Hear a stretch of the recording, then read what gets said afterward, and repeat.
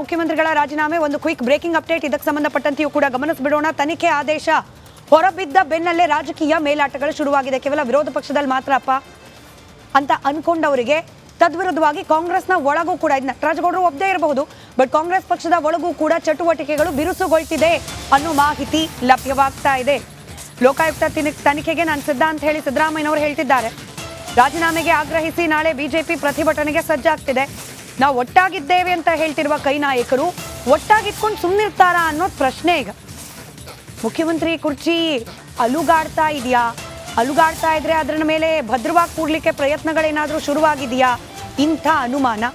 ಸಮಯುಲ್ಲ sir, ಒಂದು ಅಭದ್ರತೆ ಅನ್ನೋ ವಾತಾವರಣ ನಿಜಕ್ಕೂ ಸೃಷ್ಟಿ ಆಗಿದೆಯಾ ಇಲ್ವಾ ಕಾಂಗ್ರೆಸ್ ಪಕ್ಷದ ಒಳಗೆ?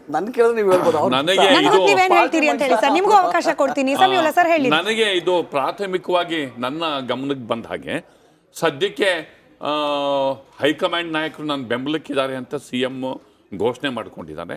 ಹಾಗೇನೆ ಕ್ಯಾಬಿನೆಟ್ ಕೊಲೀಗ್ಸ್ ಅನ್ನ ಪಕ್ಕದಲ್ಲಿ ಕೂತ್ಕೊಂಡು ಪ್ರೆಸ್ ಕಾನ್ಫರೆನ್ಸ್ ಎಲ್ಲ ಮಾಡಿ ಇಡೀ ಕ್ಯಾಬಿನೆಟ್ ಶಾಸಕರು ನನ್ನ ಬೆಂಬಲಕ್ಕಿದ್ದಾರೆ ಅನ್ನೋ ಮಾತನ್ನ ಖುದ್ದು ಚೀಫ್ ಮಿನಿಸ್ಟರ್ ಅದನ್ನ ಹೇಳ್ಕೊಂಡಿದ್ದಾನೆ. ಅಂದ್ರೆ ಮುಂದುವರೆದು ಡೆವಲಪ್ಮೆಂಟ್ ಆಗ್ತಾ ಹೋಗ್ತಾ ಈ ಲಾಯಲ್ಟಿ ಹಾಗೆ ಉಳ್ಕೊಳ್ಳುತ್ತಾ ಅನ್ನೋದ್ರ ಮೇಲೆ ಡೆವಲಪ್ಮೆಂಟು ಅಥವಾ ಅದು ಡಿಪೆಂಡ್ ಆಗುತ್ತೆ. ಇದು ಈಗ ಇನ್ವೆಸ್ಟಿಗೇಷನ್ ಶುರು ಆಗುತ್ತೆ. ಕೆಲವು ಸೆಕ್ಷನ್ಸ್ ಅನ್ನ ಈ ಕೋರ್ಟೆ ಲೋಯರ್ ಕೋರ್ಟೆ ಫ್ರೇಮ್ ಮಾಡಿದೆ. ಈ ಕಾಂಟೆಕ್ಸ್ಟ್ ಅಲ್ಲೇ ಎಂಕ್ವೈರಿ ಮಾಡಬೇಕು ಅಂತ ಹೇಳ್ಬಿಟ್ಟು ಅದಕ್ಕೊಂದಿಷ್ಟು ಆಗಿದೆ. ಅಲ್ಲಿ ಕೆಲವು ಎಂಕ್ವೈರಿ ಆಗ್ತಿದೆ. ಇದ್ರ ಜೊತೆಗೆ ಪೊಲಿಟಿಕಲ್ ಡೆವಲಪ್ಮೆಂಟ್ಸು ಆಗುತ್ತೆ. ಈಗ ಡಿವಿಷನಲ್ ಬೆಂಚಿಗೆ ಹೋದಾಗ ಡಿವಿಷನಲ್ ಬೆಂಚ್ ಏನು ಡೈರೆಕ್ಷನ್ಸ್ ಕೊಡ್ಬೋದು, ಅಥವಾ ಸುಪ್ರೀಂ ಕೋರ್ಟಿಗೆ ಹೋದರೆ ಸುಪ್ರೀಂ ಕೋರ್ಟ್ ಏನು ಕೊಡ್ಬೋದು, ಹೀಗೆ ಕ್ರಮೇಣ ಡೆವಲಪ್ಮೆಂಟ್ ಆಗ್ತಾ ಆಗ್ಬಹುದಾದಂತಹ ಡೆವಲಪ್ಮೆಂಟನ್ನ ಆಧರಿಸಿ ಕಾಂಗ್ರೆಸ್ ಪಾರ್ಟಿ ಒಳಗೂ ಡೆವಲಪ್ಮೆಂಟ್ ಆಗ್ತವೆ. ಈಗ ಸದ್ಯಕ್ಕೆ ನಮಗೆ ಮೇಲ್ನೋಟಕ್ಕೆ ಏನು ಕಾಣದೆ ಹೋದ್ರು ಮುಂದೆ ಇದರ ವಿದ್ಯಮಾನಗಳನ್ನ ಗಮನಿಸಿ ರಾಜಕೀಯ ವಿದ್ಯಮಾನಗಳಾಗ್ತವೆ. ರಾಮಕೃಷ್ಣ ಸರ್, ನಾನು ಪ್ರಾರಂಭದಲ್ಲೇ ಕೇಳಿದ ಪ್ರಶ್ನೆ ನೋಡಿ, ಅಂದ್ರೆ ನಾನು ಲೀಡ್ ಕೊಡುವಾಗ ಹೇಳಿದ್ದು, ಈಗ ರಾಜೀನಾಮೆ ಕೊಡೋದಿಲ್ಲ ಸರಿ, ಇವ್ರ ಪ್ರತಿಭಟನೆ ಕೈ ಬಿಡೋದಿಲ್ಲ ಅದೂ ಸರಿ, ಆದ್ರೆ ಸರ್ಕಾರ ಅಧಿಕಾರ ಉಳಿಸ್ಕೊಳ್ಳೋದ್ರಲ್ಲಿ ಮಂತ್ರಿಗಳು ಮುಖ್ಯಮಂತ್ರಿಯನ್ನ ಸೇಫ್ ಮಾಡೋದ್ರಲ್ಲಿ ಮುಖ್ಯಮಂತ್ರಿಗಳು ತಮ್ಮ ಈ ಕಾನೂನಾತ್ಮಕ ಹೋರಾಟದಲ್ಲಿ ಬ್ಯುಸಿ ಆಗಿದ್ರೆ ಜನರ ಪಾಡ್ ಕೇಳೋರು ಯಾರು? ಇದು ಇನ್ನು ಎಷ್ಟು ದಿನ ಹಿಂಗೆ ಮುಂದುವರ್ಕೊಂಡು ಹೋಗೋದು?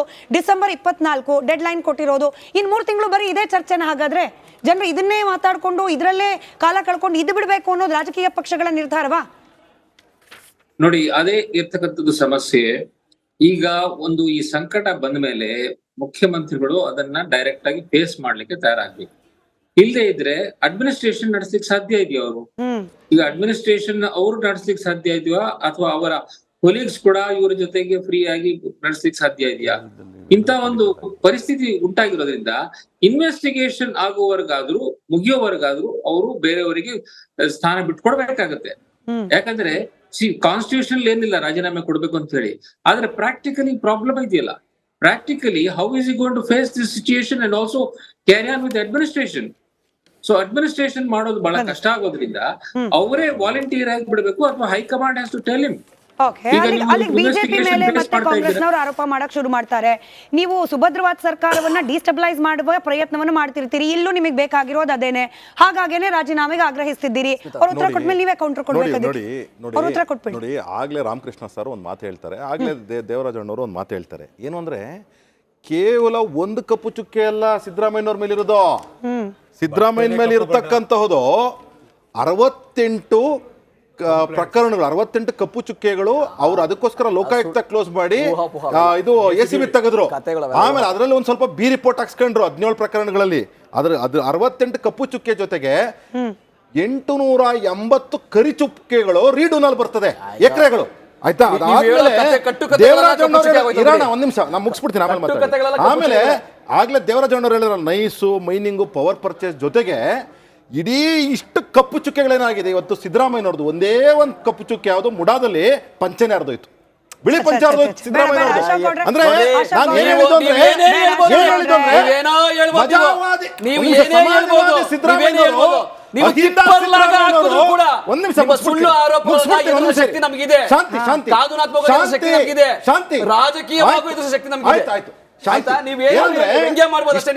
ಇಷ್ಟೆಲ್ಲ ಏನು ಹೇಳ್ಕೊಂಡ್ರು ಸಿದ್ದರಾಮಯ್ಯನವರು. ನಾನು ದೇವರಾಜ ಅರಸು ರಾಮನ್ ಅವರು ಲೋಹಿಯಾ ಅವ್ರ ಶಿಷ್ಯ, ಆಮೇಲೆ ಪ್ರೊಫೆಸರ್ ನಂಜುಂಡಪ್ಪನವ್ರ ಶಿಷ್ಯ ಅಂತ ಏನ್ ಹೇಳ್ಕೊಂಡ್ರು, ಅದೆಲ್ಲ ಇವತ್ತೇನಾಯ್ತು ಅಂದ್ರೆ ಮುಡಾ ಪ್ರಕರಣದಲ್ಲಿ ಇವತ್ತು ನಿಜವಾದ ಸಿದ್ದರಾಮಯ್ಯನವರ ಮುಖ ಬಯಲಾಯ್ತು. ಅದರಿಂದಾಗಿ ಟೆಕ್ನಿಕಲ್ ವಿಚಾರಗಳು ಬಿಟ್ಬಿಡಿ, FIR ಇದೆಲ್ಲ ಅಲ್ಲ, ಸಿದ್ದರಾಮಯ್ಯನವರ ನೈತಿಕತೆ ಕೂಬುಲೆಟ್ ವಾಚ್ ತೆಗೆದಿಟ್ರು ಹೌಸ್ ಅಲ್ಲಿ.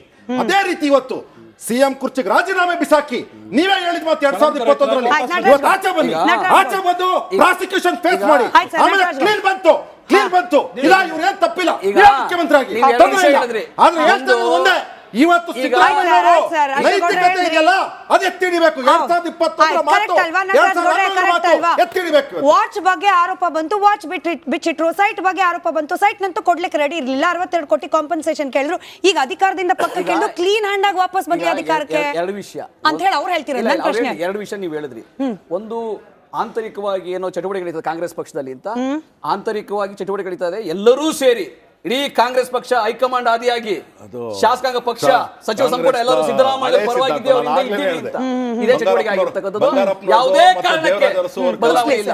ಒಂದನೇದು. ಎರಡನೇದು ಭಾಗ, ವಿರೋಧ ಪಕ್ಷದವರು ಪ್ರತಿಭಟನೆ ಮಾಡ್ತಾರೆ, ಆಡಳಿತ ಪಕ್ಷದವರು ಮುಖ್ಯಮಂತ್ರಿ ಕುರ್ಚಿಯನ್ನ ಭದ್ರವಾಗಿ ಇಟ್ಕೊಳ್ಳೋದಕ್ಕೆ ಪ್ರಯತ್ನ ಮಾಡ್ತಾವ್ರೆ ಅಭಿವೃದ್ಧಿಯಲ್ಲಿ ಅಂತ. ನಿನ್ನೆ ಕೋರ್ಟ್ ವರ್ಡಿಕ್ಟ್ ಬಂದ್ರು ಕೂಡ 370 ಮೆಗಾವ್ಯಾಟ್ ನ ವಿದ್ಯುತ್ ಸ್ಥಾವರವನ್ನ ಯಲಹಂಕದಲ್ಲಿ ಉದ್ಘಾಟನೆ ಮಾಡಿದ್ರು ಸಿದ್ದರಾಮಯ್ಯನವರು. ಯಾವುದೇ ಇಲ್ಲ. ಇವತ್ತು ಬೆಳಗ್ಗೆ ಎಲ್ಲಾ ಮಂತ್ರಿಮಂಡಲವನ್ನ ಕರೆದು ಆ ನೇಮಕಾತಿ ಇಲಾಖೆಗಳಲ್ಲಿ ನೇಮಕಾತಿ ಆಗ್ಬೇಕಿದೆ, ಜಾಬ್ ಕೊಡ್ಬೇಕಿದೆ ಯುವಕರಿಗೆ, ಅದ್ರ ಬಗ್ಗೆ ಸಮೀಕ್ಷೆಯನ್ನು ಮಾಡಿದ್ರು, ಕೆಲಸ ಮಾಡಿದ್ರು. ಇದು ಸಿದ್ದರಾಮಯ್ಯನವರಂದ್ರೆ. ಬಿಜೆಪಿಯವರು ಎಷ್ಟೇ ಪ್ರಹಸನ ಮಾಡ್ಲಿ, ಎಷ್ಟೇ ನಾಟಕ ಮಾಡ್ಲಿ, ಯಡಿಯೂರಪ್ಪ ಬೇರೆ ಚೆಕ್ ಲಂಚ ತಗೊಂಡವರು, ವಿಜಯೇಂದ್ರ ಬೇರೆ ಕ್ಯಾಶ್ ಲಂಚ ತಗೊಂಡವರು, ವಿರೂಪಾಕ್ಷಪ್ಪ ಬೇರೆ ಕ್ಯಾಶ್ ಲಂಚ ತಗೊಂಡಂತವ್ರು, 8 ಕೋಟಿ ರೂಪಾಯಿ ಆಸ್ಕೇಡೆ ಮಲಿಕೊಂಡಂತವ್ರು. ಕಾಂಗ್ರೆಸ್ ಎಲ್ಲ ಆತರ ಇಲ್ಲ. ಸಿದ್ದರಾಮಯ್ಯನವ್ರ ಮೇಲೆ ಯಾವುದೇ ಕಪ್ಪಿ ಚುಕ್ಕಿನೂ ಇಲ್ಲ, ಇರೋದು ಇಲ್ಲ. ಬಿಜೆಪಿ ಜೆಡಿಎಸ್ ನ ಸಂಚು ಇವಾಗ ಈ ಪ್ರಕರಣ ಬಯಲಾಗುತ್ತೆ. ತನಿಖೆ ಆಯ್ತು ನಟರಾಜ್ ಗೌಡ್ರ, ನಂತರ ಸಮಯ ಬಹಳ ಕಡಿಮೆ ಇದೆ. ತನಿಖೆ ಪಾರದರ್ಶಕವಾಗಿ ಆಗ್ಬೇಕು ಅನ್ನೋ ವಿಶ್ವಾಸ ಎಲ್ಲರದ್ದು, ನಿಮ್ಮದು ಕೂಡ ಆಗುತ್ತೆ ಅನ್ನೋ ವಿಶ್ವಾಸ ಎಷ್ಟರ ಮಟ್ಟಿಗಿದೆ? ಅಲ್ಲ, ಖಂಡಿತವಾಗಿ ಇವತ್ತಿನ ಒಂದು ಘಟನೆ ನಮ್ಮ ಮೈಸೂರಲ್ಲಿ ನಡೆದಿದ್ದನ್ನು ನೋಡಿದರೆ, ಯಾಕಂದರೆ ಇಲ್ಲಿವರೆಗೂ ತನಿಖೆಯನ್ನು ಯಾವ ಹಂತದಲ್ಲಿದೆ ಕೇವಲ ತಿಳಿಸಿ ಅಂತಕ್ಕಂಥದ್ದನ್ನು ಸಹ ಮಾಡಲಿಕ್ಕೆ ಅವ್ರು ತಯಾರಿಲ್ಲ ಅಂತಂದರೆ ಖಂಡಿತವಾಗಿಯೂ ಲೋಕಾಯುಕ್ತದ ಅಲ್ಲಿರ್ತಕ್ಕಂತಹ ಅಧಿಕಾರಿಗಳ ಬಗ್ಗೆ ಸಂಶಯ ನಮಗೆ ಬರ್ತಾ ಇದೆ. ಮತ್ತೆ ನಮ್ಮ ನಟರಾಜ್ ಗೌಡರು ಬಹಳಷ್ಟು ಬಲವಾಗಿ ಮಾತನಾಡ್ತಾವ್ರೆ, ನಮಗೆ ತನಿಖೆಯಲ್ಲಿ ನಮ್ಮ ಪರವಾಗಿ ಬರ್ತದೆ ಅಂತಕ್ಕಂಥ ಆತ್ಮವಿಶ್ವಾಸ ಇದೆಯಲ್ಲ, ಆ ಸಂಶಯವನ್ನು ನಮ್ಗೆ ಇನ್ನೂ ಹೆಚ್ಚು ಮಾಡ್ತೀವಿ. ಅಮ್ಮ ಯಾಕೆ ಅಂದ್ರೆ ಅಲ್ಲ ಗೌಡ್ರೆ ಇನ್ನೊಂದಿದೆ ತಲೆ, ಅದಕ್ಕೂ ಉತ್ತರ ಹೇಳಿ ಅಮ್ಮ. ಯಾಕೆ ಅಂತಂದ್ರೆ ಇವರನ್ನ ರಾಜೀನಾಮೆ ಕೊಡಿ ಅಂತ ಹೇಳಿ ವಿರೋಧ ಪಕ್ಷ ಯಾಕೆ ಜವಾಬ್ದಾರಿತ್ವ ಮಾತನಾಡ್ತಿದೆ ಅಂತಂದ್ರೆ, ಶ್ರೀಯುತ ನಾಗೇಂದ್ರ ಅವರು ಎಲ್ಲೂ ಸಹ ಒಂದೇ ಒಂದು ಪತ್ರ ಬರೆದಿಲ್ಲ ದುಡ್ಡನ್ನ ಟ್ರಾನ್ಸ್ಫರ್ ಮಾಡಿ ಅಂತ ಹೇಳಿ. ಕಂಪ್ಲೇಂಟ್ ಮಾಡ್ತೀವಿ ಗೌಡ್ರೆ.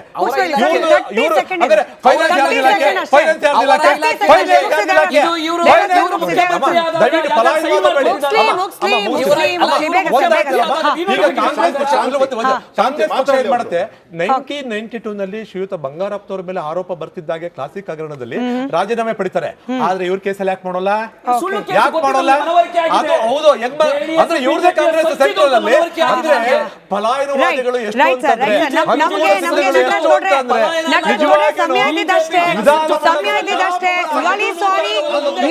ಇವತ್ತಿನ ವೋಟಿಂಗ್ ಡೀಟೇಲ್ಸ್ ಒಂದ್ಸತಿ ಕೆಳಗೆ ಹಾಕ್ಬಿಡಿ.